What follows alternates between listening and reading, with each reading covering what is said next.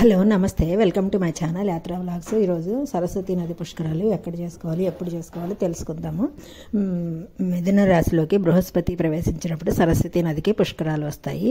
15 మే 2025 నుంచి 26 మే 2025 వరకు సరస్వతి నది పుష్కరాలు జరుగుతాయి. మనకి సరస్వతి నది ఎక్కడ మన అంతర్వాహినిగానే ప్రవహిస్తుంది, మనకు కనపడదు. బద్రీనాథ్లోని మానా విలేజ్ దగ్గర కొద్దిగా దూరం మాత్రమే మనకి సరస్వతి నది కనపడుతుంది. అది బద్రీనాథ్కి 5 కిలోమీటర్ల దూరంలో మానా విలేజ్ ఉంటుంది. అక్కడ మనకి సరస్వతి నది కొద్దిగా దూరం ప్రవహించిన తర్వాత అలకనంద నదిలో కలిసిపోతుంది. అక్కడ మనం వెళ్ళి పుష్కర స్నానం కూడా చేయొచ్చు. మానా విలేజ్ అక్కడ భీమశిల, వ్యాస గుహ, వినాయకుడి గుహ, ఇంకా అన్నీ చాలా ఉంటాయి. బద్రీనాథ్కి దగ్గర 5 కిలోమీటర్ల దూరంలో చూడొచ్చు అనమాట. అక్కడ సరస్వతి అమ్మవారి గుడి కూడా ఉంటుంది. బద్రీనాథ్ అంటే చార్ధాముల్లో పవిత్రమైనది, లక్ష్మీనారాయణ ఉండే ప్రదేశం అనమాట.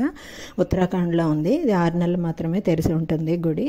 ఇది కూడా ఇక్కడి నుంచి మనం 5 కిలోమీటర్లు మానా విలేజ్లో పుష్కర స్నానం చేయొచ్చు. ఇంకొకటి ఉత్తరప్రదేశ్లోని అలహాబాద్కి దగ్గరగా ఉన్న త్రివేణి సంగమం ప్రయాగరాజ్లో గంగా యమునా నది మనకి కనపడుతుంది. సరస్వతి నది అంతర్వాహినిగా ఉంటుంది. ఇది కాశీకి 150 కిలోమీటర్ల దూరంలో ఉంటుంది. ఇక్కడ కూడా మనం పుష్కర స్నానం చేయొచ్చు. కాశీ చాలా పురాతనమైన పట్టణం, వారణాసి.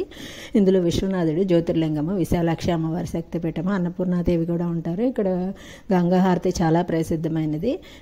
ఘాట్లు కూడా గంగానది ఒడ్డున మొత్తం ఘాట్లు ఉంటాయి. ప్రతి హిందువు చూడదగిన కాశీపట్నం ఒకసారైనా చూడాలి అనుకుంటారు జీవితంలో. అటువంటి కాశీకి దగ్గరలో ప్రయాగరాజ్లో అక్కడ కూడా మనం పుష్కర స్నానం చేయొచ్చు అనమాట.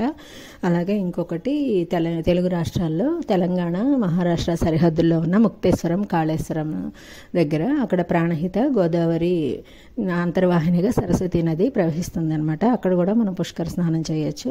అక్కడ ఒక ముక్తేశ్వరము, కాళేశ్వరము 2 శివలింగాలు ఉంటాయి. ఇక్కడ గుడి కూడా చాలా ప్రసిద్ధమైనది. ఇది మనకి తెలుగు రాష్ట్రాల్లో చాలా దగ్గరగా కూడా ఉంటుందన్నమాట.